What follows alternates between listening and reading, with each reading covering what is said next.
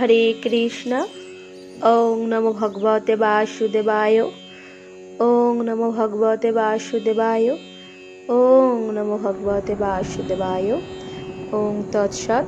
ওং তৎসৎ। ওং তৎসৎ। শ্রীমদ্ ভগবদ গীতার ৩য় অধ্যায় কর্মযোগের সারামৃত শ্রবণ করুন। ৪৩ শ্লোকে সমাপ্ত এই অধ্যায়ের নাম কর্মযোগ। অর্জুনের প্রশ্নে শ্রী ভগবান জ্ঞান ও কর্মের মাহাত্ম্য ও স্বধর্ম পালনের উপদেশই এই অধ্যায়ে বিশেষ করে দিয়েছেন। সন্ন্যাস আশ্রমীদের জন্য জ্ঞানযোগ আর বাকি ৩ আশ্রমীর জন্য কর্মযোগ। অনাসক্তভাবে ঈশ্বরাপন্ন বুদ্ধিতে কর্ম করাকেই কর্মযোগ বলা হয়। শ্রৌত, স্বার্থ, নিত্য নৈমিত্তিক, কায়িক, বাচিক ও মানসিক সর্ববিধ কর্ম নিষ্কামভাবে করাই কর্মযোগের প্রধান নির্দেশ। কর্মযোগীর পক্ষে সর্বকর্ম ফল সমেত শ্রী ভগবানে অর্পণ ও কর্তৃত্বাভিমান ত্যাগ এই দুটি অপরিহার্য সাধনা। এতে যে যত অধিক পরিমাণে সিদ্ধ হবে সে তত শ্রেষ্ঠ কর্মযোগী। ইন্দ্রিয় সংযম ও ইন্দ্রিয় জয় ব্যতীত কর্মযোগী হওয়া যায় না। কর্মযোগ সম্বন্ধে স্বামী বিবেকানন্দের উক্তি বিশেষ প্রণিধানযোগ্য। তিনি বলেছেন, তবে কর্মযোগ কি? কর্ম রহস্য অবগত হওয়া।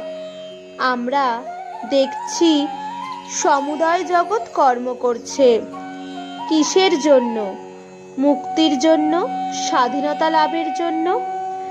পরমাণু হতে মহোচ্চ প্রাণী পর্যন্ত সকলেই জ্ঞাতসারে বা অজ্ঞাতসারে সেই এক উদ্দেশ্যে কাজ করে চলেছে। মনের স্বাধীনতা, দেহের স্বাধীনতা, আত্মার স্বাধীনতা, সমুদয় বিষয়ে স্বাধীনতা মানুষ চাইছে। সর্বদাই মুক্তি লাভ করতে এবং বন্ধন থেকে পালাবার জ্ঞাতসারে বা অজ্ঞাতসারে চেষ্টা করছে। সূর্য, চন্দ্র, পৃথিবী, গ্রহ সকলেই বন্ধন হতে পালাবার চেষ্টা করছে। সমস্ত জগৎটাকে এই কেন্দ্রানুগা ও কেন্দ্রাতিগা শক্তিদ্বয়ের ক্রীড়াভূমি বলা যেতে পারে। কর্মযোগ আমাদের কাজের রহস্য, কর্মের প্রণালী বলে দেয়। কর্মযোগ কি বলে? কর্মযোগ বলে, তুমি নিরন্তর কর্ম করো, কিন্তু কর্মে আসক্তি ত্যাগ করো। কোনো বিষয়ের সঙ্গে আপনাকে জড়িও না। মনকে স্বাধীন করে রাখো। যা কিছু দেখছো, দুঃখ কষ্ট সমস্তই জগতের অবশ্যম্ভাবী ব্যাপার মাত্র। দারিদ্র, ধন ও সুখ সাময়িক মাত্র। ওসব আমাদের স্বভাবগত একেবারেই নয়। আমাদের স্বরূপ দুঃখের অথবা সুখের অথবা প্রত্যক্ষ বা কল্পনার একেবারে অতীত প্রদেশে। তবু আমাদের সর্বদাই কাজ করে যেতে হবে। আসক্তি হতে দুঃখ আসে, কর্ম হতে নয়। আর আমি আমার ভাবই দুঃখের জনক। সমুদয়ই ঈশ্বরে সমর্পণ করো। এই সংসার রূপ ভয়ানক অগ্নিময় কটাহে, যেখানে কর্তব্য রূপ অনল সকলকে ঝলসে দিচ্ছে, সেখানে এই ঈশ্বরারূপ অমৃত পাত্র পান করে সুখী হও।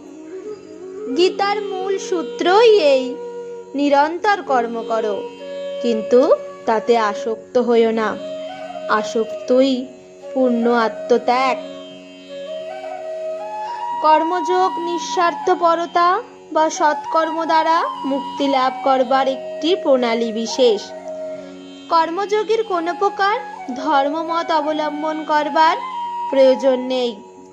তিনি ঈশ্বরে বিশ্বাস করুন বা না করুন, কিংবা আত্মসম্বন্ধে অনুধ্যান করুন বা না করুন, অথবা কর্মপ্রকার কোনো প্রকার দার্শনিক বিচার করুন বা না করুন, কিছুতেই এসে যায় না।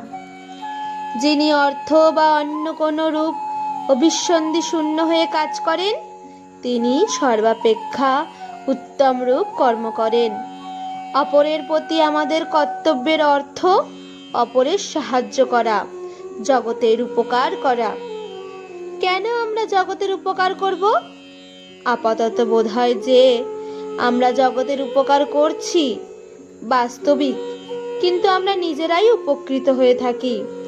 আমাদের সর্বদাই জগতের উপকার করবার চেষ্টা করা আবশ্যক। এই যেন আমাদের কার্য প্রবৃত্তির সর্বশ্রেষ্ঠ নিয়ামক অভিসন্ধি হয়। কর্মযোগের অর্থ কর্মের কৌশল। বৈজ্ঞানিক প্রণালীতে কর্মানুষ্ঠান। কর্ম কি করে করতে হয় জানতে হবে, তবেই তা থেকে শ্রেষ্ঠ ফল লাভ হবে।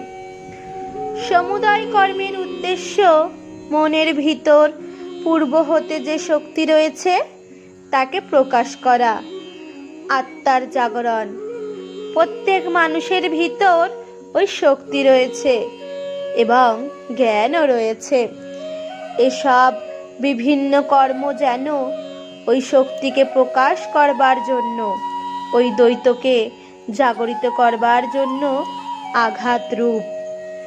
চতুর্বর্ণ ও চতুরাশ্রমী স্ব-স্ব-বর্ণ ও আশ্রমের জন্য বিহিত কর্ম কিভাবে সম্পন্ন করবে? পরমহংসদেবের উক্তি তার সার্থক ইঙ্গিতপূর্ণ এবং তাতে কর্মযোগের মর্ম হয়েছে উদ্ঘাটিত। তিনি বলেছেন, সন্ন্যাসীর কামকাঞ্চন ত্যাগ করতে হয়, তার গ্রহণ করতে পারে না। সন্ন্যাসী যদি কাউকে কিছু দেয়, সে নিজে দেয় মনে করে না। দয়া ঈশ্বরের, মানুষ আবার কি দয়া করবে? দান টান সবই রামের ইচ্ছায়।